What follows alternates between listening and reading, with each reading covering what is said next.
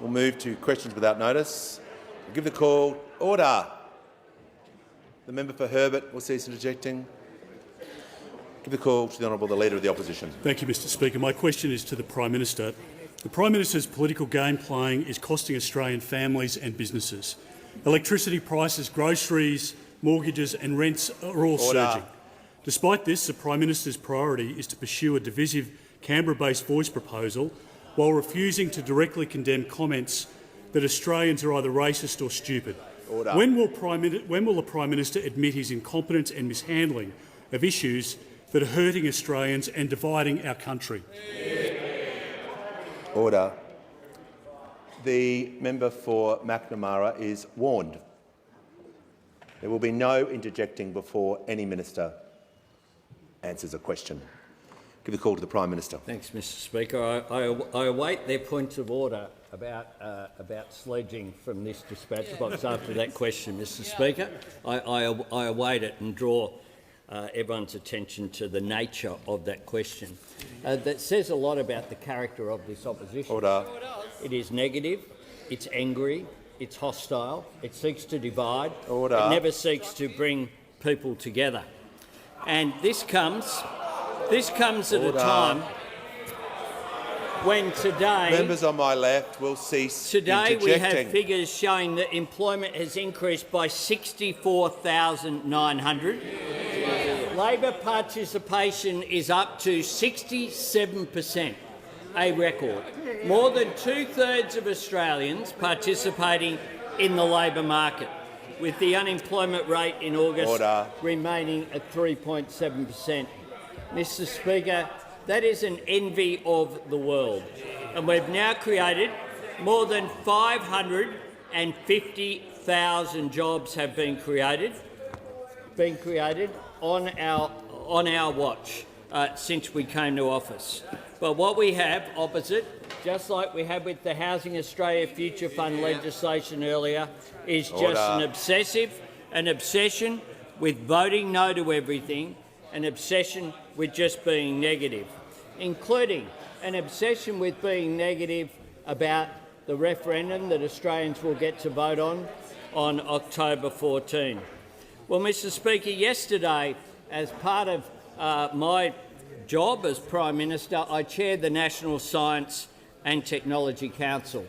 And yesterday we had a terrific meeting along with the Science Minister. It brings together the chief scientists and all of the best scientific brains in this country. And yesterday we heard from Michaela Jade, a Darug woman who has done research about science and the impact of First Nations science. She spoke about how when Europeans came to southwest Sydney, they named Cabramatta after the Indigenous Australians eating the cabra grub.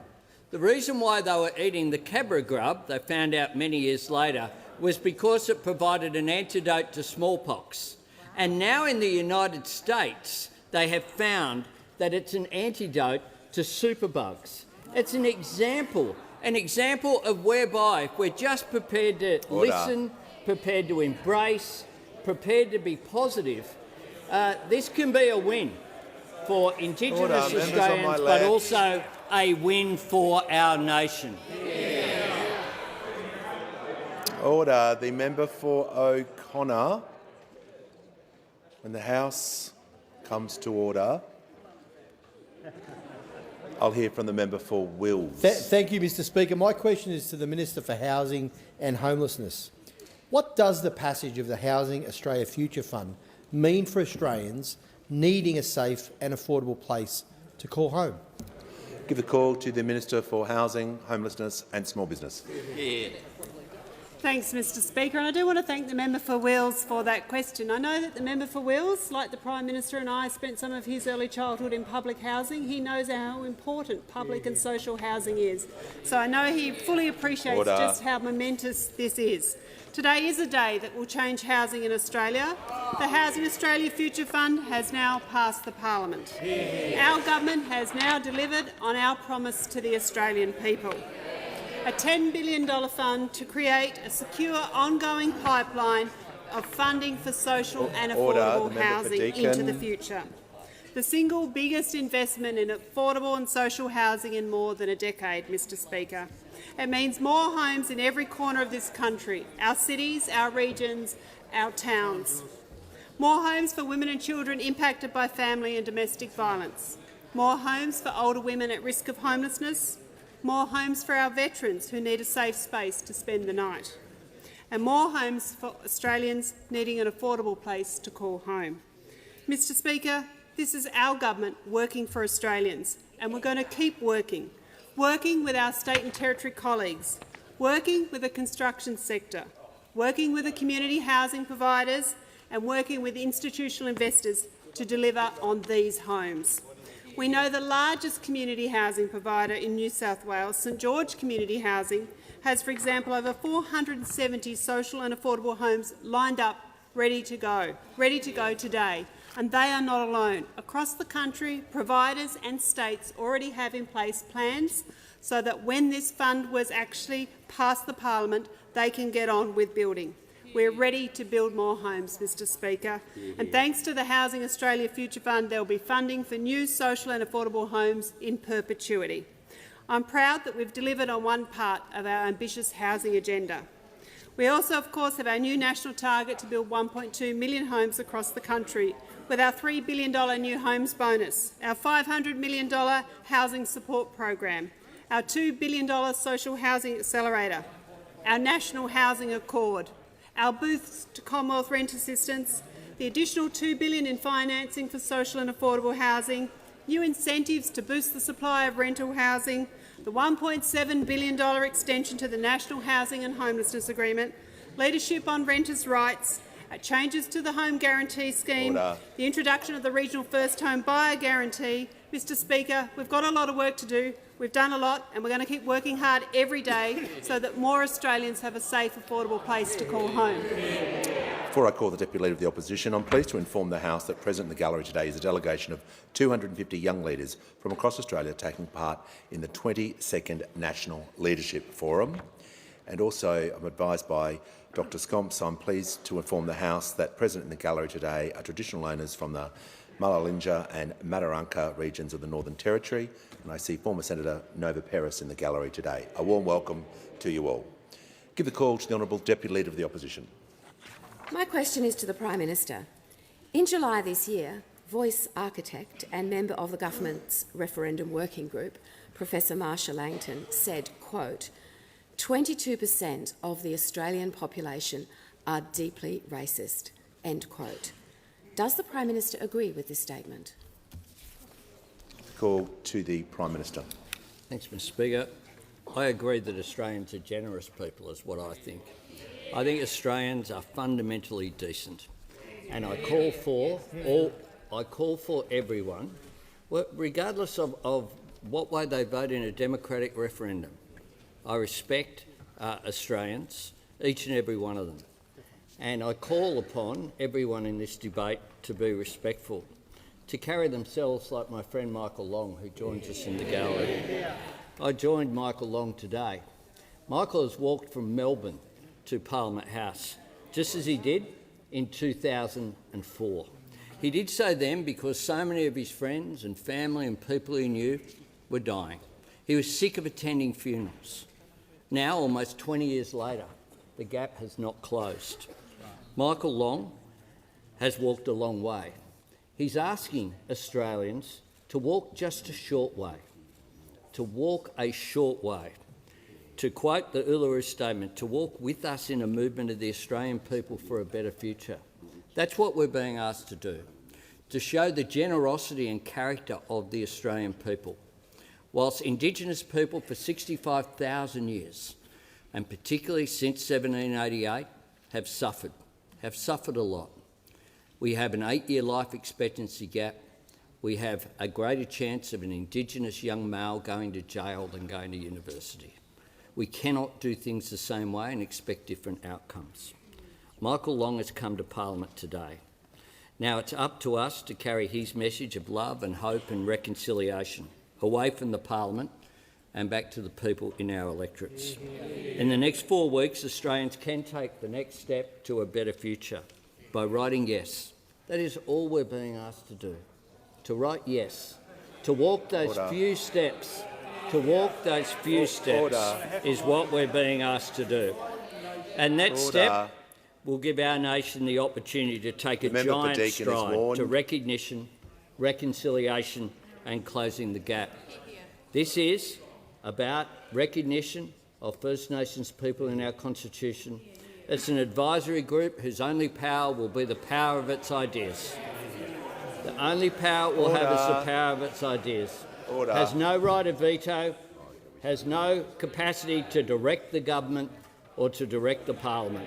The primacy of parliament is there. Members on my left. And I think it's a pity that these interjections occur, consistent with, as Michael said this morning in his letter, former Prime Minister Howard has asked Australians to maintain the rage. This is about love and reconciliation and bringing people together. That's what Michael Long is about. The Prime Minister's time has concluded. The Prime Minister's time has concluded.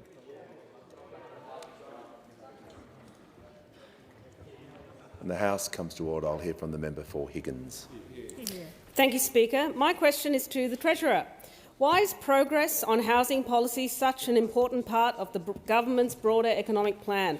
And how is it delivering more affordable homes after a wasted decade of inaction? The call to the Treasurer. Thanks, Speaker, and thanks to the member for Higgins for her advocacy for renters in her community in particular, and also for the question. Today we passed the biggest single investment in social and affordable housing in more than a decade, Mr Speaker.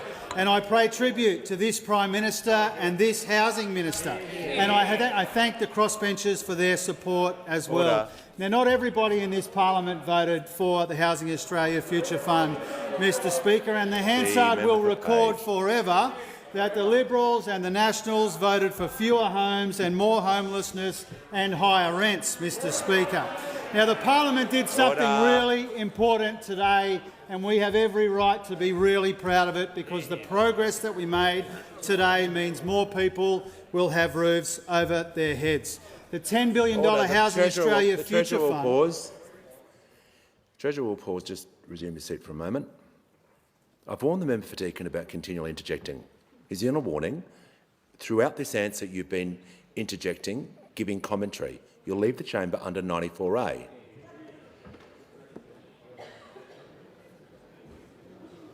If anyone else gets warned, use that as an example. You simply cannot interject once you've been warned. Treasurer has the call. Thank you, Speaker. The $10 billion Housing Australia Future Fund is an important part of our housing policy, but it's not the only part of our housing policy. It comes hand in hand with another $8 billion of investment over 2 budgets in social and affordable housing. And it also comes with the biggest increase in Commonwealth rent assistance in 3 decades, which is an example of how we are taking some of the edge off the cost of living pressures in our economy without adding to inflation. It's an important part of our fight against inflation, and it is also part of our broader economic plan. And that plan and this government is working for Australia. In difficult times, we are making welcome progress. Inflation is too high, but it's moderating. We are rolling out billions of dollars in cost of living help. We got the first surplus in 15 years, and the labour market is proving to be especially resilient. We saw that today. 64,900 jobs created in 1 month, Mr Speaker. Now, I want the House to remember these numbers, Mr Speaker. Since monthly records were kept, there have been only 18 times in our history that unemployment's had a 3 in front of it. 15 of those 18 times have been under this Prime Minister and this government. 15 out of 18 times, Mr Speaker, unemployment with a 3 in front of it. The longest run of unemployment this low on record. This is a stunning outcome for the people of Australia and for our economy. And it demonstrates something really important as well, Mr Speaker. This government and this country is capable of making progress together on the cost of living, on jobs and wages, on housing and, yes, on the voice as well, Mr Speaker. And in every respect, the contrast couldn't be clearer with the wasted decade of economic mismanagement and division and disappointment which defined the decade of the Liberals and Nationals in office. Order. There's far too much noise, particularly from the member for Riverina, Barker and Hume. Just saying, cease interjecting. It's a pre-warning to a warning.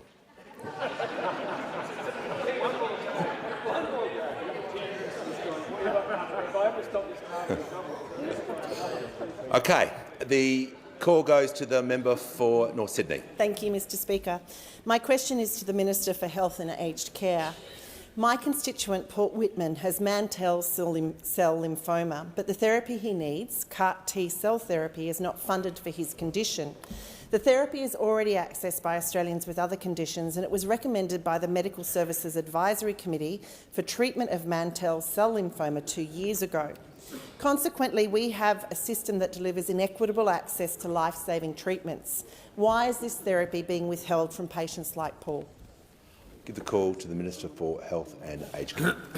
Thank you, Speaker, and I thank the member for North Sydney for that question. And can I extend my best wishes to Mr Whitman and his family in a difficult battle against mantle cell lymphoma, a relatively rare form of blood cancer. I want to say a couple of things about this type of therapy before I come particularly to the one that the member for North Sydney has asked about. This is a relatively new therapy, a cutting-edge therapy that extraordinarily, frankly, extracts a patient's T cells, sends them off somewhere to be modified to equip that T cell to fight a particular cancer, and then re-injects them back into the patient. And this therapy is proving very successful in battling, at this stage at least, a number of types of blood cancer. Until now, T-cell therapy has required the T-cells to be sent either to Europe or to America and then come back to Australia to be re-injected into the patient. But I'm delighted to say that a few weeks ago I opened the first manufacturing site in the Southern Hemisphere at the very well-renowned Peter MacCallum Cancer Centre down in Parkville in Melbourne, which will mean from now on we're able to do our own modification here in Australia in sufficient numbers to cover the entire Australian market and also provide some export capability to the region. CAR T-cell therapy, it's important to say, is delivered in public hospitals by state governments, and it's co-funded on a 50-50 cost-sharing basis as part of our hospital funding agreement. So it does require state government agreement to implement the therapy. It only does that after a recommendation from the Medicare Services Advisory Council, MSAC, which you know balances the clinical and cost-effectiveness of a therapy. This question raises a few important points that are missed, frankly, in the question about Tecartus, which is the particular therapy that the member has asked about. The drug company that makes Tecartus, Gilead, made an application to MSAC for approval back in 2020 and 2021 at a particular price that they wanted for the therapy. MSAC approved the therapy as clinically effective but recommended it be paid a much lower price, and Gilead refused to act on that recommendation. A few months ago, my department approached Gilead to ask them to resubmit their proposal at a lower price, which they did. MSAC then, out of session, approved that price and sent that recommendation to me. I've accepted the recommendation and only a few weeks ago wrote to the state governments asking them to agree for us to act jointly on that. I'm still waiting for a response. That letter only went to them a few weeks ago. They deliver the therapy, and I must really stress this, they have to agree to it. I'm hoping for urgent action on this, and I will keep the member informed as to progress about this particular therapy. Concluded. Call to the honourable member for Jagga. Thank you, Speaker. My question is to the Prime Minister. How will the Housing Australia Future Fund help build a better future and make sure there are more homes for more Australians? The call to the Prime Minister. I thank the member for Jagga for her question and for her support and engagement on this issue. We know that this is a big victory for Australians who need a home. It's a victory in the People's House that will mean more houses for more people. This is a commitment that arose from my second budget reply that we took to the election. A fund worth $10 billion that will provide at least $500 million each and every year for social and affordable housing. Social housing for people who need it to bring down those waiting lists, affordable housing for essential workers.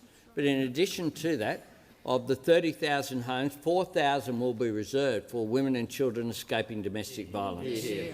We know each and every night too many women and their kids have to search for somewhere to stay. They stay on someone's lounge, or they stay in a park, or they stay in the car because there simply isn't enough emergency housing around. So that will be important.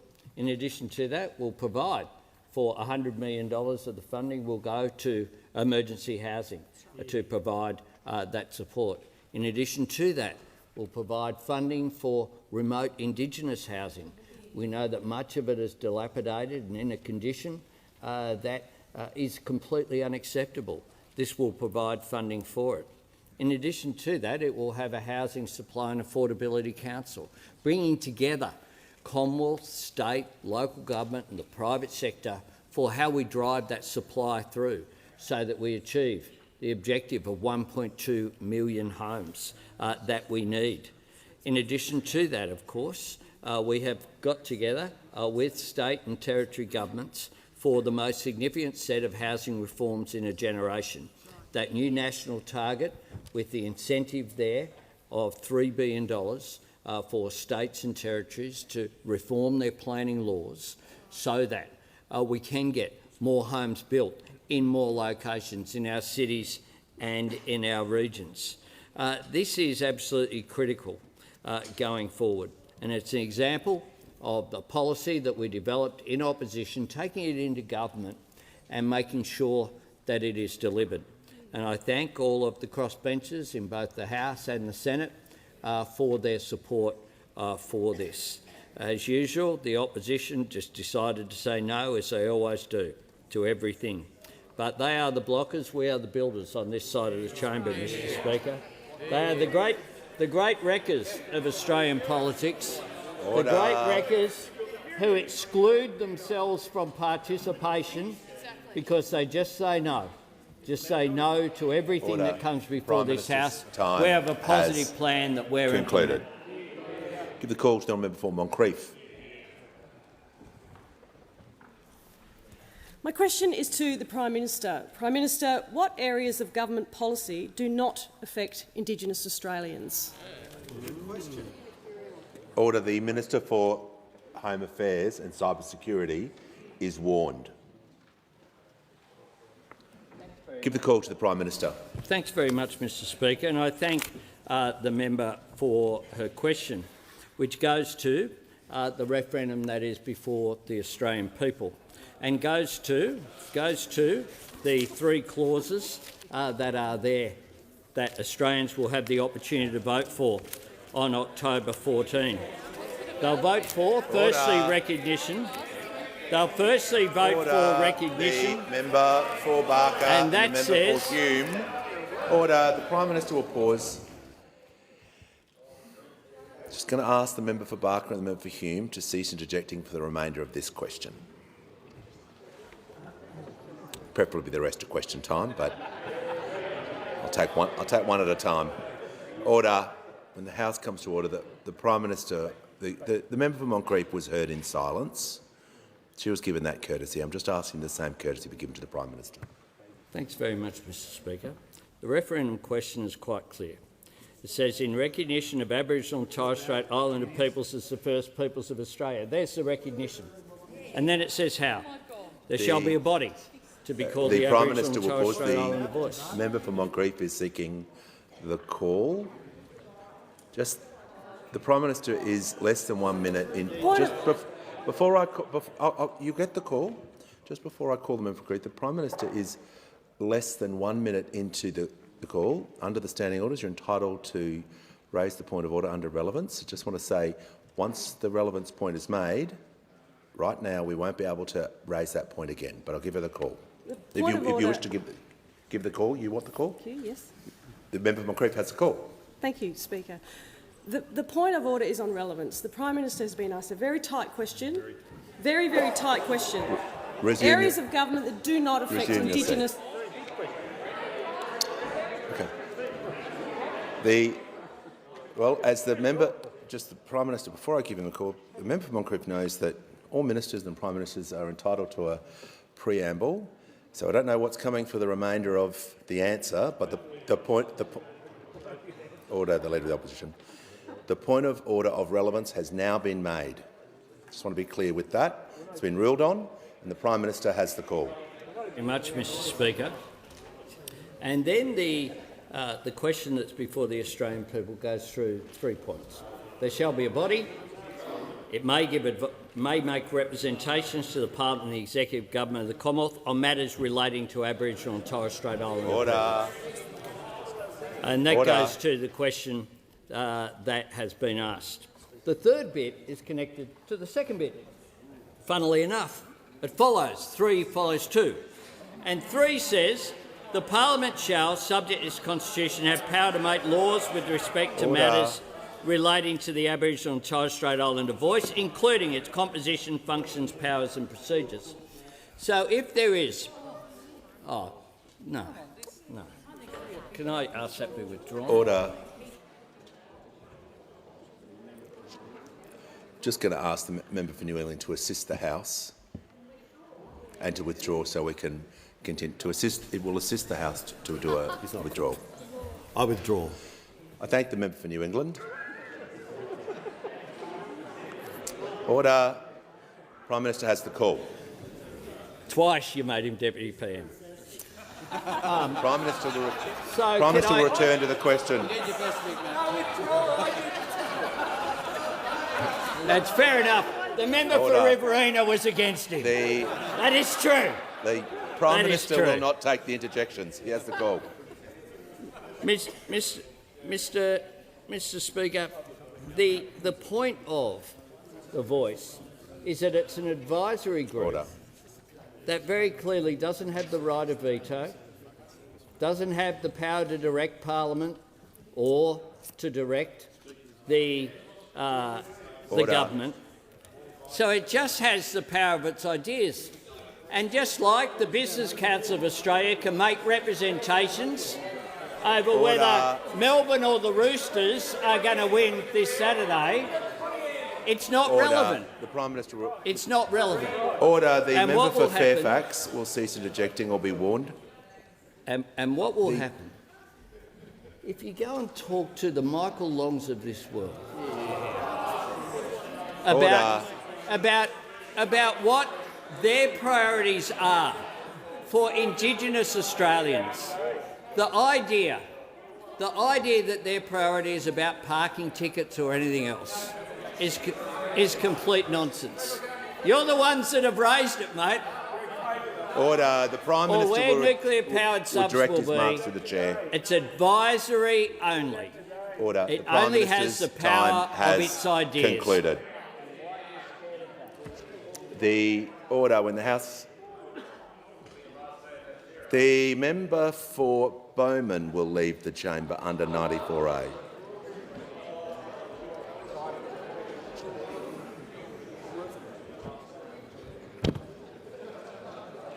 The House comes to order. We'll hear from the member for Macquarie. Thank you, Speaker. My question's to the Minister for Social Services. How will the Housing Australia Future Fund help deliver the Albanese government's commitment to support women and children experiencing family and domestic violence to have a safe and affordable place to call home? Give the call to the Minister for Social Services. Thank you, Speaker, and I'd like to thank the member for Macquarie for that question as well. Of course, today's passage of the Housing Australia Future Fund is an important step to ensuring that women and children experiencing family and domestic violence have a safe and affordable place to call home. Now, our government recognises that having a safe place to live is essential if we're going to end gender-based violence in one generation. Order. Of course, escaping domestic and family violence is a significant driver for women and children leaving their home in Australia. Around 40% of people seeking homelessness services in Australia are women and children who have experienced family and domestic violence. And we also know that too many victim survivors are forced to be between returning to a violent relationship or becoming homeless. Indeed, it's estimated that in any 1 year, as a result of unaffordable, inadequate and insecure housing, over 7,000 women are returning to violent homes because they have no place to live. Now, the passage of the Housing Australia Future Fund will unlock $100 million over the first 5 years for crisis and transitional housing options for women and children fleeing violence and for older women at risk of homelessness. Now, in addition to this investment in crisis and transitional housing, the HAF will also facilitate 4,000 new long-term homes for those impacted by family and domestic violence and for older women. This government elevated the importance of housing in our national plan to end violence against women and children, including the importance of access to short-term, medium-term and long-term housing for women and children. The HAF will complement our efforts already underway to ensure that these different housing options all along that continuum are able to be delivered, including through our Safe Places program. These investments make a real difference, and I saw this firsthand when I visited with the member for Macquarie a short-term women's crisis accommodation project in South Windsor. This is making a difference on the ground. Building more housing for women and children is part of our broader plan, which also includes a range of other initiatives that we've funded in our last 2 budgets. But I would like to remind everyone listening today who may be experiencing violence that help is available, that please, if you need help, reach out. 1800-RESPECT is there for you 24 hours a day. This government is working hard to improve access to safe and affordable housing for women and children experiencing violence, and we will keep working for all Australians to ensure that they have a place to call home. Give the call to the honourable member for Lindsay. Thank you, Mr Speaker. My question is to the Minister for Indigenous Australians. On Tuesday, the Minister was asked about gender parity on The Voice. The Minister responded by outlining principles in relation to this matter. Can the Minister now inform the House exactly how gender parity on The Voice will be achieved? Order. Order. Order. Members on my right will cease interjecting. The member for Lindsay was heard in silence, and so will the Minister for Australians, because she has the call. Thank you, Mr Speaker. Can I thank the member for Lindsay for her question? It's very similar to a question that I received earlier in the week. And what I can say very clearly is that the principles of The Voice are agreed to, and they outline clearly the way in which The Voice will have gender parity. In fact, it's not a new idea and didn't come about in the last 12 months. It was something that was very heavily suggested in the Julian Lesser, Patrick Dodson inquiry some years ago. It is important that we have gender parity, and it is not difficult to achieve. The most important thing about this Voice is that, as the Prime Minister has said, it is an advisory body to the Parliament. And as the third part of the amendment also says, that you, everyone in this chamber, in this House, will have a role in determining the scope and the function and how The Voice will operate. This is an important point. I will just reiterate that The Voice is advisory, it will not deliver programs, and it has no veto power. Call to the honourable The Minister for Industry and Skills will cease interjecting. Order. The member for Longman will cease interjecting. I want to hear from the member for Spence. Thank you, Mr Speaker. My question is to the Minister for Employment and Workplace Relations. What do today's job figures reveal about the government's approach to employment? Why is it important to ensure businesses don't avoid their obligations to their employees? Call to the Minister for Employment and Workplace Relations and the Minister for the Arts. Thanks so much, Mr Speaker. And I thank the member for Spence, and I'm pleased to let him know that for his state of South Australia, the unemployment figure reported today has never been lower in the state of South Australia. Never been lower. We've had more than 500,000 jobs created, but under this government, female employment has never been higher. Female full-time employment has never been higher. Order. Female full-time employment is up by nearly 200,000 jobs. And in today's labour force figures, the number of Australians in work has never been higher. The participation rate has never been higher. Youth employment has never been higher. Order. But the other fear campaign that I remember getting last year, we had that, our legislation would be a disaster for jobs, and then we were also told to be a problem for industrial action. Now, let's remember the last quarter, number of days lost for industrial action under those opposite, the figure was 128,000. In the quarter we've just had, not 128,000 days lost to industrial action, 10,200. 10,200. So their fear campaign hasn't landed all that well. But I noticed on the front page of The Australian today there's a new thing we're meant to be afraid of that I've got to say I never saw this one coming. So the argument that's been put today is some anger from one of the business groups that the anti-evasion provisions that are in the Closing Loopholes Bill start from the date of introduction of the bill. And the argument from the business group is the government indicated business would have more than 12 months to get ready for the changes in the bill. Now, I just have to explain. That was to get ready 12 months to comply with the bill, not 12 months to find a new way of evading the bill. And this is something that's not uncommon at all in tax legislation.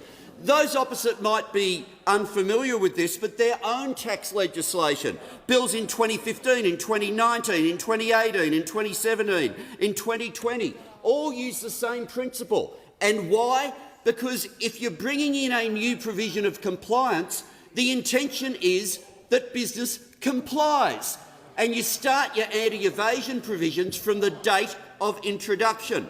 That's to make sure that we do have strong laws that stamp out wage theft. It's to make sure that we do close the labour loophole. It's to make sure that we do give rights to casuals. It's to make sure that gig workers who currently have no minimum standards get minimum standards for the first time.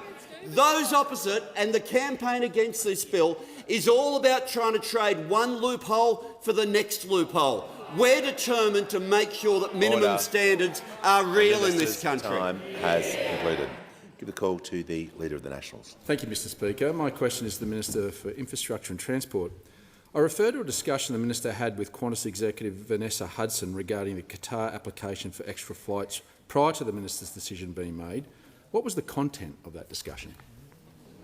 Give the call to the Minister for Infrastructure, Regional Development and Local Government. I haven't had any discussions with Vanessa Hudson about the Qatar decision at all.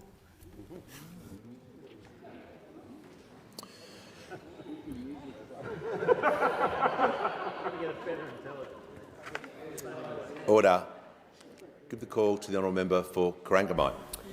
Thank you, Speaker. My question is to the Prime Minister. The Voice referendum is a once-in-a-generation opportunity for Australians to come together, to recognise and listen to Aboriginal and Torres Strait Islander people. What message did AFL great Michael Long share with the Prime Minister this morning about the referendum, and how will it bring our country together? Call to the Prime Minister. I thank the member for Corangamite for her question and for her passionate advocacy of the rights of Indigenous people in her electorate and beyond. Michael Long is, I believe, a great Australian. He's someone who's passionate about lifting up opportunity for young Aboriginal and Torres Strait Islander people, and indeed his relatives, including a very young boy, walked with us this morning across the bridge to Parliament House. It was a historic moment, and it followed from his historic trek back in 2004. He is very passionate about making a difference, and he understands very firmly that giving Indigenous Australians a voice will make a difference, because when you listen to people who are directly affected, you have a much greater opportunity to actually make decisions with Indigenous people rather than for them, or in worst case scenario, to them, which is what has occurred. For 122 years there has been a voice. It's been a voice from Canberra to Indigenous communities. This is about getting a voice to Canberra from Indigenous communities, a voice that will have no power over this parliament or over government, but it will have the power of its ideas being put forward in a respectful way.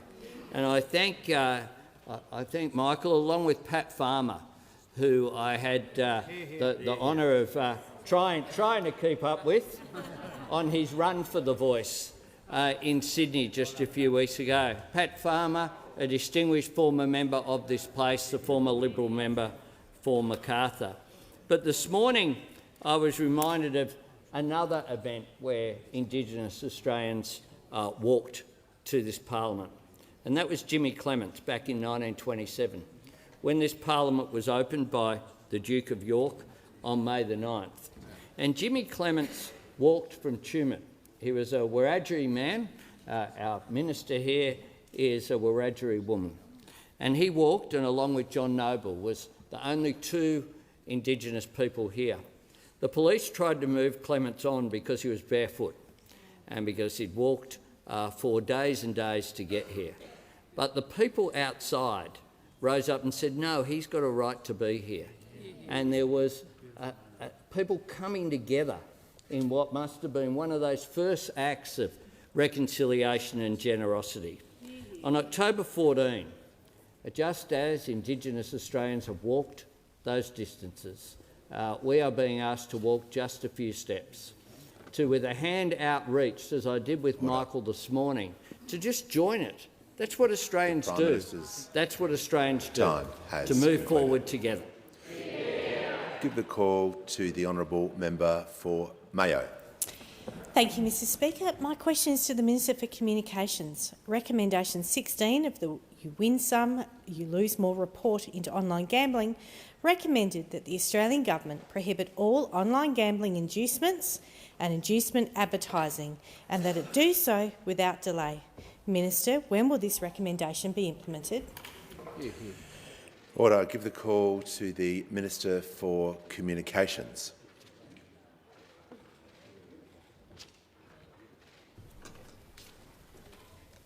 Thank you, Mr Speaker, and I thank the member for Mayo for her question. She has been a long-standing advocate for reform in this area, and we acknowledge the work that she does in her community and more broadly as well. Mr Speaker, the Albanese government is committed to ensuring that online gambling takes place within a robust legislative framework with strong consumer protections. And that's why we welcome the report of the committee, ably chaired by the member for Dunkley, which was handed down recently, which included the experiences of many Australians, harm reduction advocates and industry groups who participated in this process. Now, as the member rightly points out, there are a number of recommendations that go to matters that include both advertising and inducements.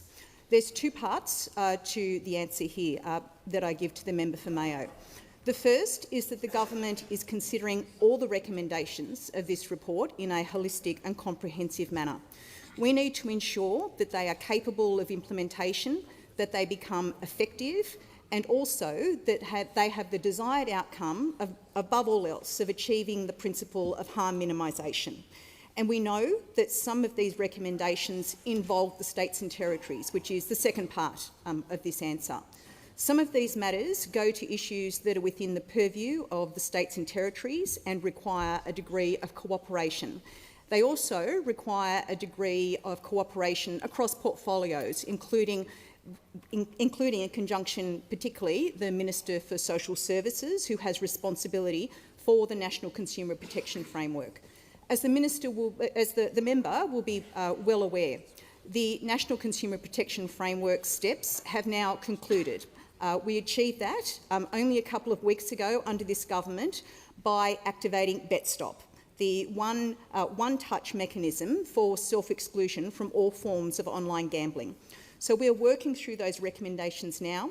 We know that some of these aspects, as the member rightly points out, will require the cooperation of states and territories.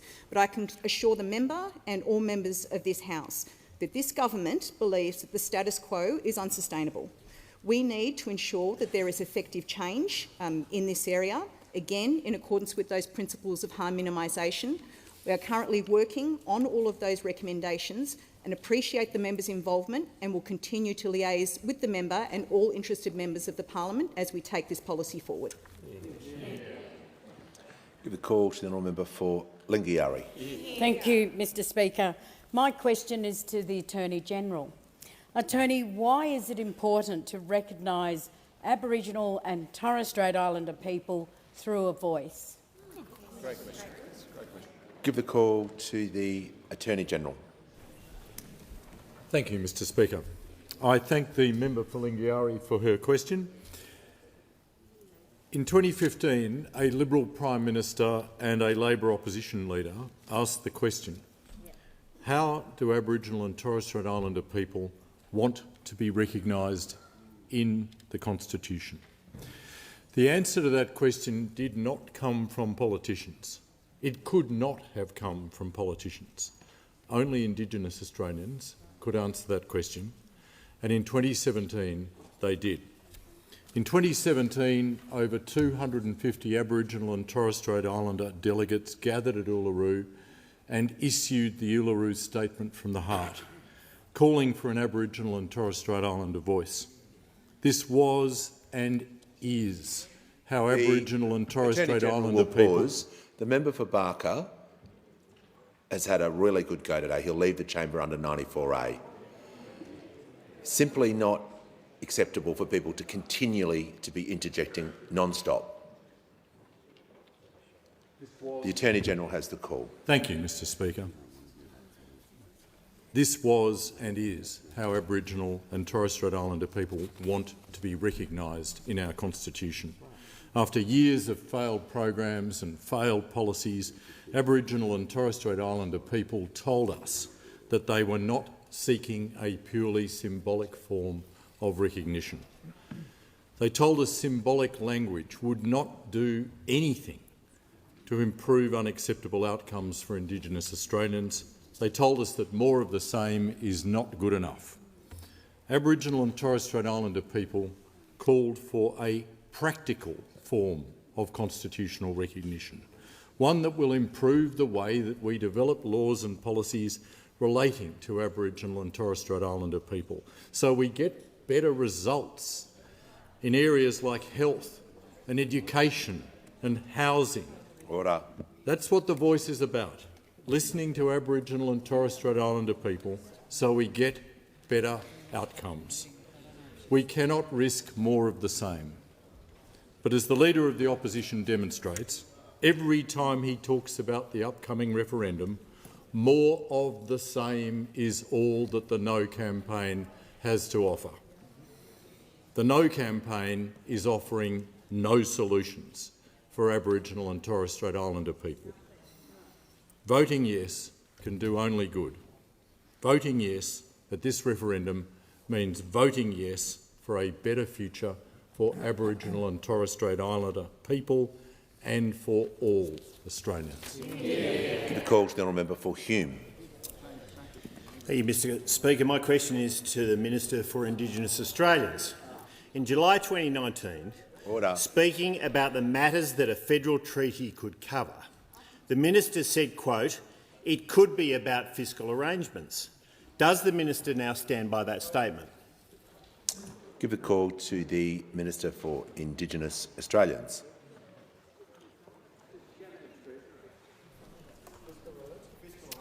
Order. Order. The House will come to order so I can hear from the Minister for Indigenous Australians. Thank you, Mr Speaker. And can I thank the member for Hume for his question? Let us be extraordinarily clear. The Voice will be a committee of Aboriginal and Torres Strait Islander people that will give advice. And as the Prime Minister says, it is about the validity and the power of those ideas. The Voice will also include Indigenous Australians from every state and territory, the Torres Strait Islands, and representatives from the regions and remote communities. Members of the Voice will be chosen by Aboriginal and Torres Strait Islander people in their local area and serve for a fixed period. The Minister will pause. The member for Hume on a point of order. Relevance, Mr Speaker. It was a very specific question about fiscal arrangements in a treaty and a statement that was made by the minister. Order. The Minister for Regional Development will cease interjecting. Just going to say the minister's had a minute in. I'm going to ask her to return to the question. Thank you, Mr Speaker. To make sure she's being directly relevant. Thank you, Mr Speaker. The Voice referendum is the 14th of October, and I invite you to get on board. Call to the order. Give the call to the member for Robertson. Thank you, Mr Speaker. And my question is to the Treasurer. Why is it important to recognise Aboriginal and Torres Strait Islander people through a voice, and how will it benefit both Australian society and the economy, and what approaches have been rejected? Call to the Treasurer. Thanks, Speaker. I acknowledge the dedication that the member for Robertson brings to this place, and I thank him for the question. I also wanted to acknowledge, as the PM has, Michael Long and Nova Peris and everyone who's been engaged in this long walk of Michael's. You are an inspiration to all of us, Michael and Nova and everyone associated with this great cause. Now, Mr Speaker, as you know, in 30 days' time, Australians will have a generational opportunity to listen better and to get better outcomes for First Nations people. And when you strip away all of the conspiracy theories and all the mistruths and you look through the fog of misinformation and manipulation, this opportunity is really clear and it's really important to our country and to all of its people. And I know, Mr Speaker, that over the next 30 days there will be a number of Australians who will make up their mind and they might not have decided yet. And I say to them, this is our chance to do things differently and to do things better, and that's what this Voice is all about at its core. We need to turn all of the goodwill and all of the taxpayer investment into better results and more progress, because the status quo isn't working as well as it needs to. And as Minister Burney has said, we need to go beyond making policy for First Nations people and make policy with them instead. We need to bring together our people and our principles and our pragmatism and do something that we can be proud of. It will cost us nothing, but it will gain so much for the first of us, but also for all of us, Mr Speaker. And I'm asked about what approaches we've rejected. And we reject the bizarre policy of the opposition leader who wants to have 2 referendums here and not one, Mr Speaker. The Leader of the Opposition wants 2 referendums because he wants to drag this out. He sees this not as an opportunity for unity, but as an excuse for division. He wants Australians stuck in a cul-de-sac of confusion and conflict. That's what's going on here, Mr Speaker. Order. He wants to leave this to our kids and their kids to sort out at some point down the track, Mr Speaker. We don't need 2 referendums. We can get this done in one. We can move forward together. We can listen better and we can get better outcomes for our people. We can rise above the nasty and negative and angry and divisive and dishonest politics that we've seen from those opposite, and we can make history together. Because, Mr Speaker, in 30 days' time, we have a chance to grasp this generous and gracious invitation to walk together. This is our big chance as a country, and we cannot afford to waste it. Order. Give the call to the honourable member for Calare. To the Prime Minister. It's 10 months to the day that horrific torrents of water hit Eugowra, Kewdale, Molong, Canowindra, Manildra and Wellington. The failure to deliver our region the same level of support that other disaster-hit areas of the state have received is a disgrace and an outrage. What is your government doing to get this vital assistance moving? And with the anniversary of the disaster fast approaching, will you again visit Eugowra and our region and invite the New South Wales Premier along too? Give the call to the Prime Minister. I thank the member for Calare for his question, and I pay tribute to his strong advocacy for his local community. I visited Eugowra with him, in addition with the then Premier of New South Wales, Dominic Perrottet, to see firsthand and to talk with the community there. It was devastating scenes. The power of water was on display for all to see, where some homes had been lifted up, literally, and taken a kilometre down the road. A steel construction bridge that had been moved and was nowhere near the river was a frightening concept, and I pay tribute as well to all of the emergency service workers, to the brave men and women of the Australian Defence Force who took us there on that day and who did such extraordinary work assisting the local community, but also to the resilience of that community. I certainly will continue to work closely with the New South Wales State Government to deliver the disaster recovery support that has been committed. We have delivered every single dollar of the funding from our behalf as a Commonwealth Government, but I know that at a time like this it is very difficult. Last month we announced a Community Recovery Officer in Forbes to work with community groups, disaster management and recovery stakeholders. The Community Recovery Officer is already operating in the Cabone Shire. I know the member for Riverina at that time as well. I visited flood areas as well.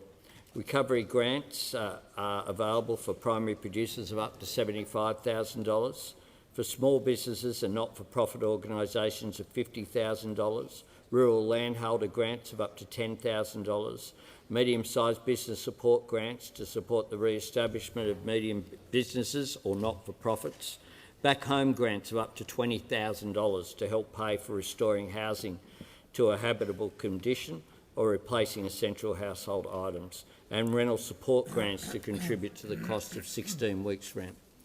If there's more can be done, I'm certainly always up for doing what is necessary for communities that have suffered so much. I visited Lismore with the member for Page, I visited Riverina, I visited Calare, and I certainly will take up the invitation of the member for Calare to visit the community. I'll invite the New South Wales Premier as well, because I'm sure at times like this what we need is for the whole community and different levels of government, federal, state and local, to work together. Call to the honourable member for Lawler. My question, Deputy Speaker, is to the Minister for Health. How will constitutional recognition through a voice help to deliver improved health outcomes for First Nations peoples in Australia? Give a call to the Minister for Health and Aged Care. Thank you, Speaker, and I thank the member for Lawler for her question. Mr Speaker, as badges in the House indicate, today is Are You OK Day, a campaign that was started by Gav Larkin about 14 years ago, who had lost his dad to suicide many years before that. I had the privilege of knowing Gav very well, as many in this House did, and his powerful message reminds us all of our own individual capacity to help someone in trouble, just with the simple question, reaching out to them and asking, "Are you okay?" We lost Gav, tragically young, to cancer more than a decade ago, but his campaign, as we all see today, is living long through his family, and today there will be millions of conversations around Australia reflecting his original vision. "Are you okay?" is a message for us to keep front in mind over the next 30 days through this referendum campaign. As Health Minister, already I'm receiving reports of really serious spikes in levels of distress among Aboriginal and Torres Strait Islander people. Lifeline, which operates 13 Yarn, a crisis support line for Indigenous Australians, is reporting record levels of request for help and for support, as are other services in the area. An echo of Minister Burney's injunction earlier this week for us to treat each other with respect, no matter what our view about the question that the Parliament has put before the Australian people for October 14. Mr Speaker, a good doctor listens carefully to their patients because a good doctor knows that that leads to better outcomes, and a wise Parliament should listen carefully to a group in our community who has lived with such poor outcomes and opportunities decade after decade. I can't think of an area of policy where an advisory voice of Aboriginal and Torres Strait Islander people would be valuable more than health.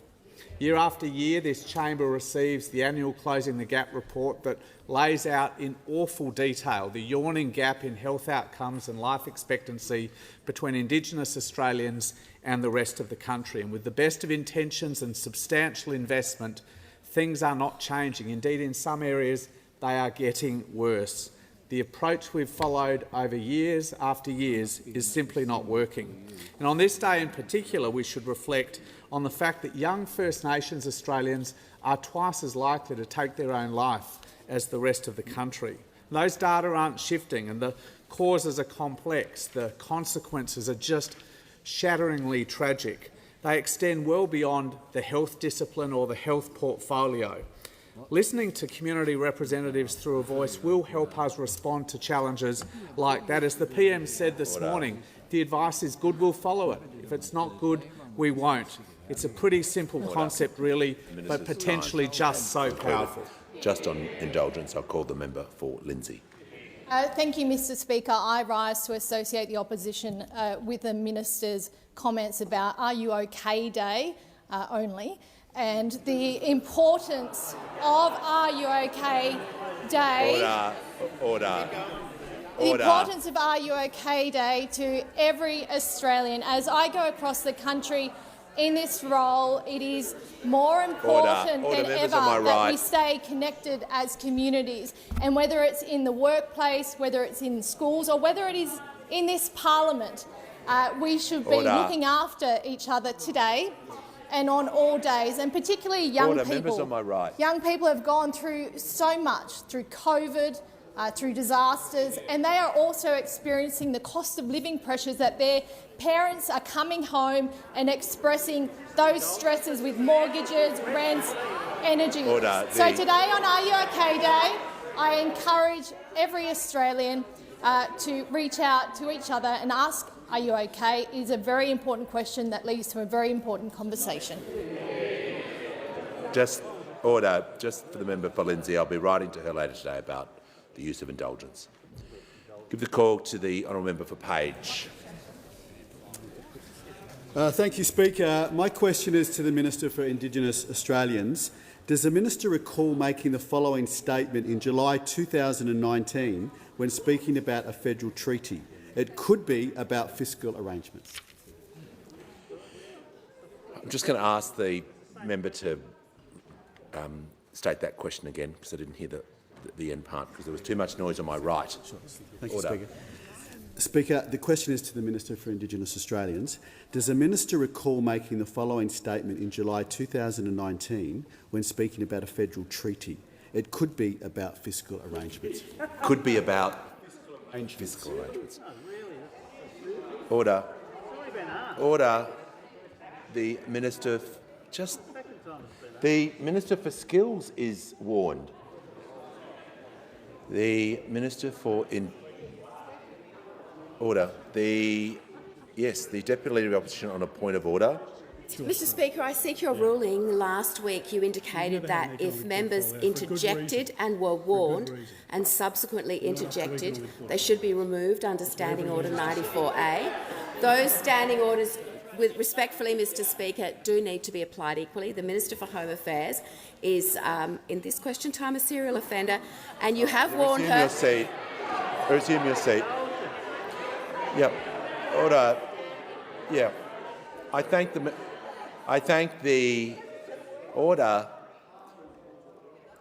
Deputy Leader for raising that matter, because she is correct.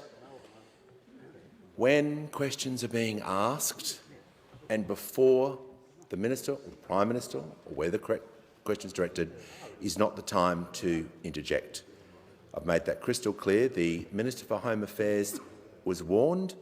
The person at fault this time was the Minister for Skills, and I warned him. I can give the Deputy Leader an assurance. If the Minister for Home Affairs interjects one more time, she will leave, and will the Minister for Skills. Okay. Give the call to the Minister for Indigenous Australia. Thank you, Mr Speaker, and can I thank the member for his question. The Voice is about advice. And in the words of the South Australian Premier, when we cast our votes, allow us to summon the courage to be motivated by faith, hope and love, motivated by the pursuit of a better future over an unsatisfactory status quo. The Minister will pause. The Minister's concluded her answer. Give the call to the member for Lyons. Thank you, Speaker. My question is to the Minister for Education. What do the latest NAPLAN results say about education outcomes for Indigenous Australians, and how could these outcomes be improved? Give the call to the Minister for Education. Thanks, Mr Speaker. Can I thank the legendary member for Lyons for his question. This year's NAPLAN results make it blisteringly clear that serious reform is needed. They show that 1 in 10 students across the country are below the minimum standard. That's not a surprise. As I told the House in February this year, we have raised the minimum standard that students are now required to meet. But what these results also show is that 1 in 3 children from poor families, 1 in 3 children from the bush are below that minimum standard. And so are 1 in 3 Indigenous children. And if you look at NAPLAN results over the last 10 years, you'll find that many of the children who fall behind never catch up. Only 1 in 5 children who are below the minimum standard in 3rd grade are above that standard by the time they're in Year 9. Only 1 in 5. And I want the House, I want Australians in the gallery, Australians watching on TV and listening to think about this. Of all those Indigenous children who are behind the minimum standard when they're in 3rd grade, it's not 1 in 5 who catch up by Year 9, it's 1 in 17. Indigenous students are 3 times more likely to fall behind and 3 times more likely to stay there, to be stuck there. Think about that. Think about the waste of potential. Now, I'm asked about how you fix it. The next National School Reform Agreement that will strike next year is about fixing funding and fixing things like this, tying funding to the sort of things that are going to help a child who falls behind to catch up, to keep up and to finish school. And one of those things is catch-up tutoring, where a child falls behind, they're taken out of the regular classroom and given extra help. With 1 teacher, a couple of kids, 50 minutes a day, 4 days a week. In the course of 18 weeks, they can learn as much as you would ordinarily learn in 12 months. They catch up. But that doesn't mean that a voice isn't needed. As I've said before, we've got to do more than just change what we do. We've got to change the way we do things. because it's not just what happens in the classroom that counts. Everything from health to housing to employment can have an impact on how your child goes at school, or whether they go at all. The Voice can help bring all of that together. So it's not only 1 in 17 Indigenous children that catch up. So more Indigenous kids reach their potential. And they're not my words, they're the words of Jonathan Thurston, the rugby league great, who says the Voice will mean more of our kids reach their potential. And if that's not a reason to vote yes, I don't know what is. Concluded. The call to the Prime Minister. Order. The member for Groom will resume his seat. Surprised you're still here. Order. Prime Minister has the call. Order. He's still having his lunch. I ask that further questions be placed on the notice paper, Mr. Speaker. Order.